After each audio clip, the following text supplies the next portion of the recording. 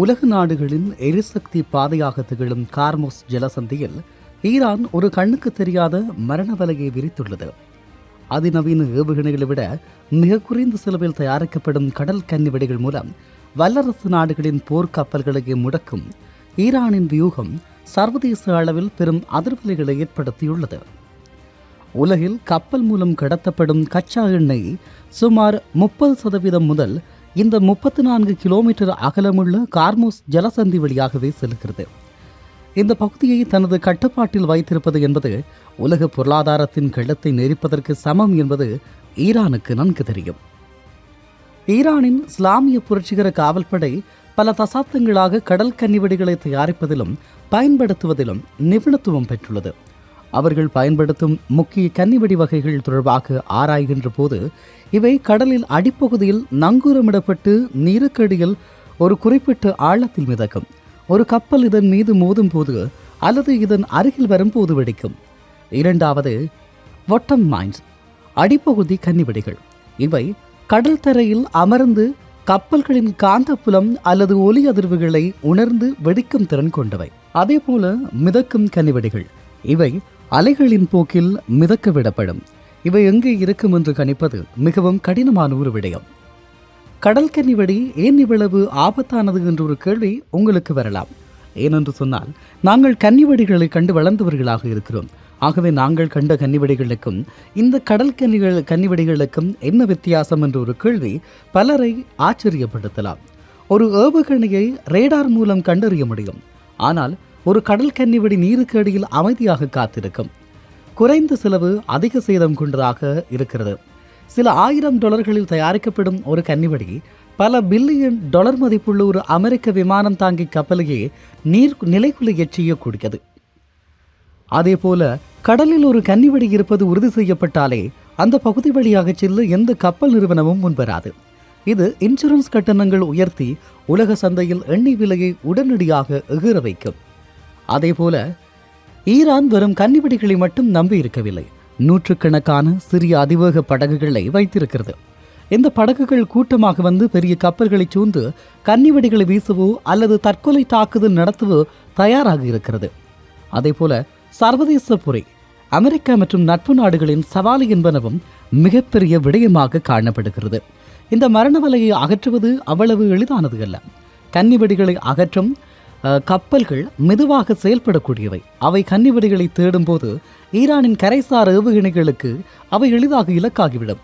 இதுவே அமெரிக்காவுக்கு ஈரான் வைத்துள்ள சர்வதேச பொறியாக காணப்படுகிறது. சமீபத்திய ஆண்டுகளில் ஓமன் வளைகுடா பகுதியில் பல எண்ணெய் கப்பல்கள் மர்மமான முறையில் வெடிப்புக்குள்ளாகின. அமெரிக்க உளவு அமைப்பான CIA இவை ஈரானின் கப்பலில் ஒட்டி வெடிக்க வைப்பவை மூலமான, அதாவது இந்த கன்னிவெடிகள் மூலமாக நடத்தப்பட்டவை என ஆதாரங்களை வெளியிட்டது. ஈரானின் இந்த தந்திரம் போர் அறிவிக்காமலேயே எதிரிகளை பலவீனப்படுத்தும் ஒரு சாம்பல் மண்டல போராக காணப்படுகிறது.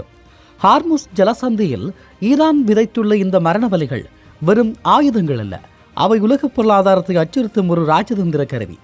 அமெரிக்கா மற்றும் ஈரான் இடையிலான பதற்றம் அதிகரிக்கும் ஒவ்வொரு முறையும் இந்த மிதக்கும் கன்னிவெடிகள் உலக அமைதிக்கு சவாலாக மாறுகிறது என்று சொல்லப்படுகிறது. கடல் கன்னிவெடிகளை, அதாவது நவல் மைன்ஸை அகற்றுவது என்பது கடலுக்கு அடியில் கண்ணை மூடிக்கொண்டு ஊசியை தேடுவதற்கு சமம். இதற்காக பயன்படுத்தப்படும் நவீன தொழில்நுட்ப முறைகள் தொடர்பாக சிலர் கேள்விகளை எழுப்பியிருக்கிறார்கள்.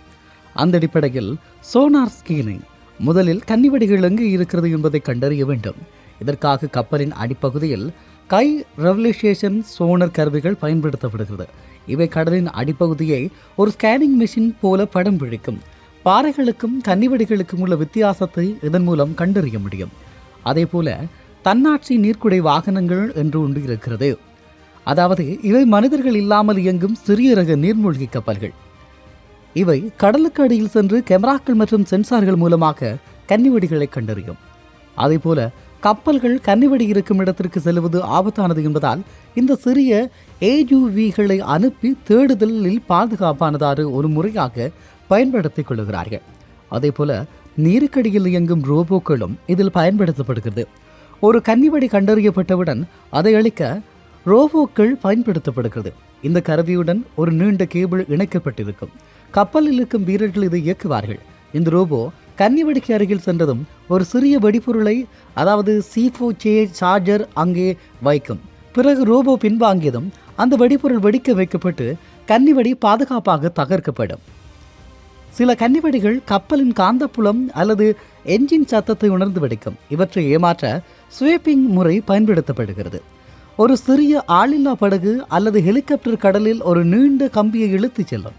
அந்த படகு பெரிய ஒரு கப்பல் உருவாக்குவதை போன்ற செயற்கையான காந்த அலைகளையும் பலமான சத்தத்தையும் உருவாக்கும். இது நிஜமான கப்பல் என்று நம்பி கன்னிவெடிகள் வெடிக்கும். ஆனால் படகு தூரத்தில் இருப்பதால் அதற்கு எந்த பாதிப்பும் ஏற்படாது என்று சொல்லப்படுகிறது. இவையெல்லாம் ஆச்சரியமாக தெரிந்தாலும் அமெரிக்க கடற்படை இன்றும் டால்பின்கள் மற்றும் கடல் சிங்கங்களை பாய்ட்டுவித்து இதற்காக பயன்படுத்துகிறது. டால்பின்களின் இயற்கையான சோனார் திறன் மனித தயாரிப்பான எந்த ஒரு கருவிகளையும் விட மிக துல்லியமானது என்று சொல்லலாம்.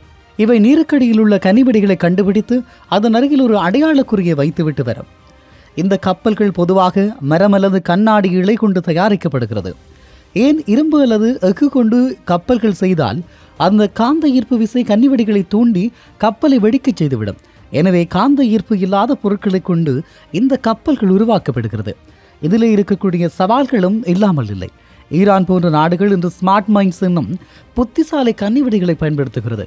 இவை முதல் 2 கப்பல்களை போகவிட்டு 3வது கப்பல் வரும்போது மட்டும் வெடிக்கும் திறன் கொண்டவை. இதனால் ஒரு பாதையை சுத்தப்படுத்தி விட்டோம் என்று நிம்மதியாக இருக்கவே முடியாது. அமெரிக்க கடற்படையின் கன்னிவெடி வேட்டைக்காரன் என்று அழைக்கப்படும் சீஃபோக்ஸ் பற்றி தெரிந்து கொள்வது மிகவும் சுவாரஸ்யமான ஒரு விடயமாகும். ஏனென்று சொன்னால் இந்த கன்னிவெடிகள் தொடர்பிலான பாதிப்புகள், அதனால் ஏற்படுகின்ற இழப்புகள், ஈரானுடைய பக்க பலம் பற்றி பேசுகிற போது அமெரிக்கா இதற்கு எப்படியான எதிர்வினைகளை ஆற்றுகிறது என்பது தொடர்பாக தெரிந்து கொள்ள வேண்டிய தேவை இருக்கிறது.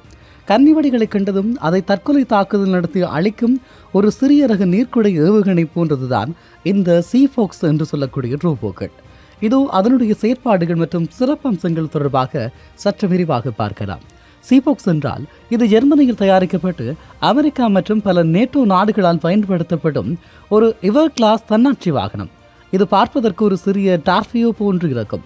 சுமார் 1.3 மீட்டர் நீளமும் 40 கிலோ எடையும் கொண்டது. சீஃபோக்ஸ் ஒரு ஒற்றை பயன்பாட்டு சாதனம், ஒன் வே மிஷன் என்று சொல்வார்கள்.